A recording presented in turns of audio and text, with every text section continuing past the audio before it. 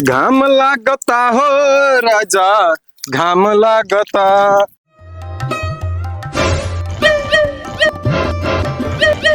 हे भगवान, मेहरारू भर गई तो साल भर कपड़ा धोवला, हम ओकरा घरे होइनी तो भैंस धोवता नहीं।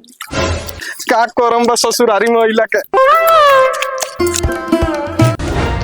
हाई कोढ़िया के देखा ना, 4 घंटा से एगो भैंसी के पीछे लागल बा। एकरा से अभी तक भैंसिए नहीं के धोआइल और ई घर के बचल काम बा से के करी।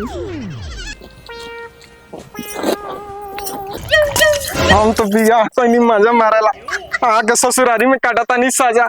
हे भगवान, नो नो नो, आई भैंसो बिया न त ई मेहरारू से हमरा खचड़ी हे बिया, अस्थिर रहतो नहीं के। ई चढ़वा ऐसे ना मानी, रुक एकरा के बतावत तनी हम। अरे पगला के बेटा, के बोलनी बा? अरे तू हमर तुलना हो भैंस से करत।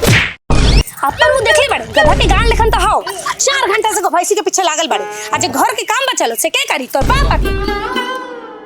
सवेरे सवेरे इतना ना घाम उग जाता नु कि लागता कि हमर साला घाम में ही चाम जल जाए। डर तो ई बात के लागता कि हमर सुनर मेहरारू हमरा के छोड़ के ना चल जाए। नो नो नो।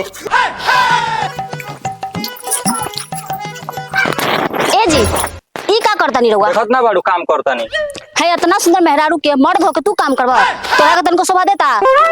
बना एगो घर में नौकर। कौन नौकर? ओहे तोहर बहन के करियकवा भतार। नो नो, तंगा धीरे बोला, धीरे मतलब दीदिया जान जाई नु। एग्जाम देखत रहू न कचाहिन होता, एनहु कचाहिन होके लागी। कुछो ना करी तोर दीदिया के भतार। आसमानी से मैं चढ़ गया ऊपर। आज साला इतना ना हम रगड़ रगड़ के जितना घाम में चाम करिया बुलवान सब पूरा उज्जर कर ले। तुम मार फोसी रे बउगो, अयो अरे कितना साबुन लगेबे तो करिया से उजर छोड़े हो जाइबे। ओ भैयो ओकर टेंशन मत ले, हम जितना गोर बानी नु हम काफिर बानी। देख लिए हमरो बियाह होई नु तो भौजी से सुनर मेहरारू हमरा लगे रही। हमू देखा तानी जे हमरा से कितना सुंदर मेहरारू मिली। हां हां चली लियो, समय के इंतजार बा। रुक एते अभी हम भाई सब के कहता नहीं, ऐसा मार के जिंदगी भर याद रखबे, समझ ले। रुक हे भगवान, नो नो, भैंस के तुलना को के तो भैंस के बेइज्जत कोई नहीं है करना।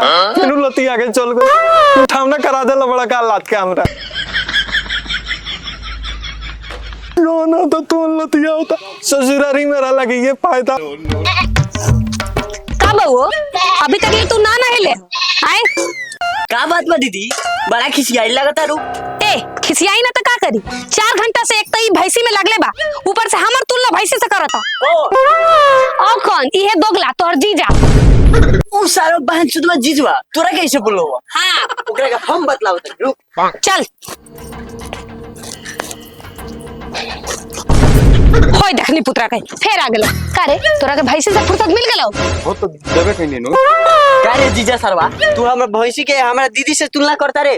दिया लेके खोजबे नु त हमरा दीदी के जोड़ा ना लागी। अनु त हम पागल बानी का कि खोजबो करम दोसर त हेसन के खोजे। हानु तो है सकलवा पे तोरा हुर के पारी मिली। ई सकलवा के हल्का में मत ला, उ तो नसीब फूटल बा हमार की हो गई तारा से। दूर दूर से रिश्ता आवत रहे हमारा खातिर। हां तो दूर दूर से आई ना, काहे कि पूरा गांव समाज वाला तो बढ़िया से जानेला कि तार हरकत कैसन बा। त केहू अपन बेटी तारा हाथ में दी हाथ तो छोड़ो, पाव धक्का लोग देवे के तैयार रहला। उ तो हमर किस्मत फूटल रहे जे तारा पास आके हम फंस गनी। हमार किस्मत जैसा चमकताटे। ये हट बियाह कइला बानी कि नौकर बनम लाई थाहे नहीं खेला। ए बहुत हो गए तो हल्ला के ड्रामा है। गांव भर के लोग का कही? हां हिया आके कचरा कइले बाड़ा। हानु हम कचरा कइले बानी, तोहनी के कचरा साफ करतानी। हां ऊ तो दिखते बा जे कितना कचरा साफ होता। ए तनी हद में रह, समझ लू। हमर भतार बा हम कुछो कह सकतानी, बाकी तोरा के त हिम्मत ना बा कि हमर भतार के कुछो कह देबू। बेटा मन में लड्डू फूटा। सुना तारा ना अपने बहन के बोली जहर उगलतिया। ए भौजी बस करा।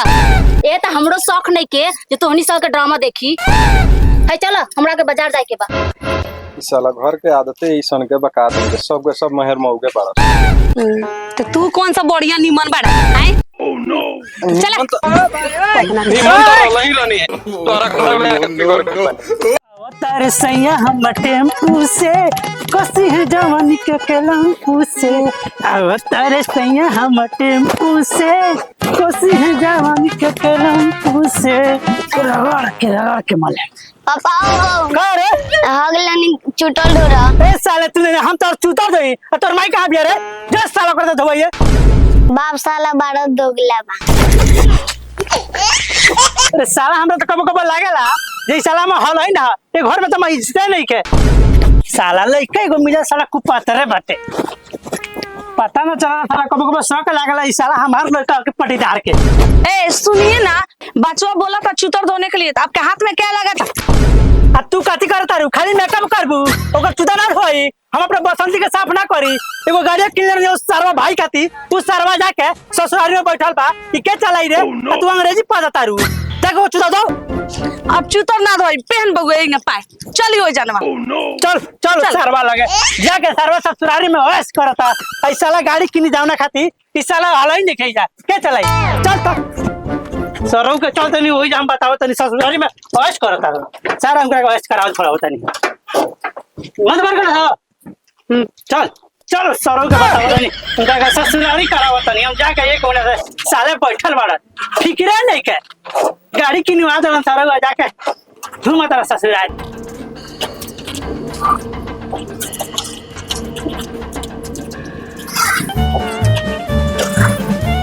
अरे श्याम भाई, हाँ भाई। और तू अपना घरवा में कोरिया नौकर कहाँ से ले बड़ सर?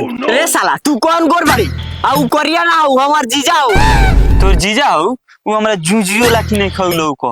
ए देख दोगलाई के हाथ पार नन को जीजा के जीजे नहीं बोलबे ए चूजा प्रा ओकरा से भैंसी धोआवत तारसन, बर्तन धोआवत तारसन, खाना बनावत तारसन, एथी के पेठावत तारसन, बाजार पेठावत तारसन, को तारसन जीजा हो। बात नहीं की तू समझ देख ऐसे का जेनू जीजवा नु समझ ली हमारे दीदिया से सुंदर ज्यादा नहीं थे हाँ। इसका जीजवा से ज्यादा हमार दीदिया सुंदर बा यही से हमरा दीदिया के बस चलेला।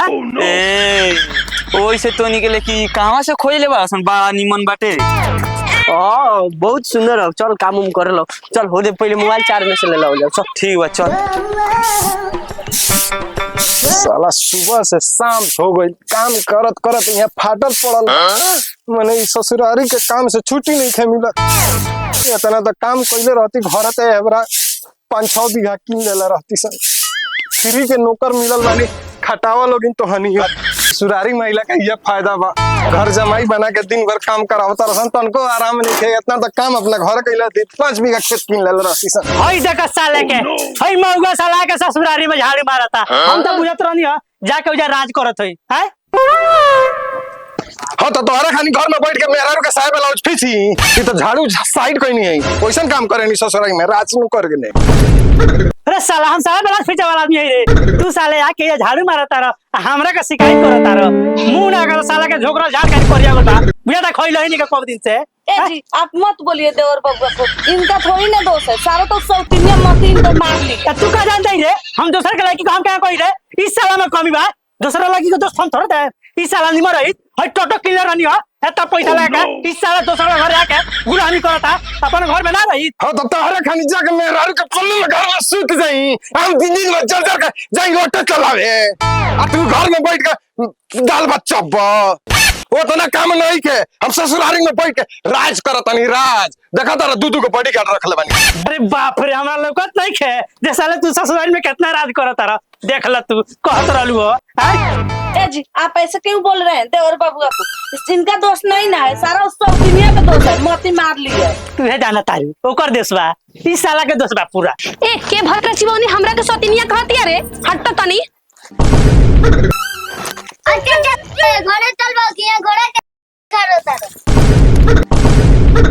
ए हमरा भौजी के नैयर का लइका तू चुपचाप बैठा ना तू झाड़ बोल ना पड़ा। ए चुप जान ए बउआ जी रउआ काहे से बोलतन, सारा दोस्त नगिनिया के बा। ए चुप्पा जब से आइलू तब से नगिनिया तो सौतीनिया कहले बाड़ू आए अपने आप के देखलू खा खा के तो भैंस लेखन दिखा तारू। कहाँ मुड़िया कहाँ गोड़ से थाइया नहीं खे। ए तो हम अपना मरद के कमीनी खा के भॉइस होता तू काहे ने की होत काय सिर गिट्टी बोल बाड़ी ए तो नैहर में पेट ना भरत रहे का जे पूरा परिवार के लेके हमर भतरा से ब्याह करे लाइल हुआ आए। ए बेसी बोले रख लेगा के जीमे खींच ले है। अच्छा हिम्मत बा। हां आओ आओ फरिया ले आज तू हट। अरे छोड़ दे ए, छोड़ो हाँ जी सोतिया झगड़ा कर रेल बाड़ी में जा छोड़ी ना वो छोड़ दो, छोड़ दो, छोड़ दो, छोड़ रेल बाड़ी में जा छोड़ी ना वो छोड़ दो, छोड़ दो, छोड़ दो।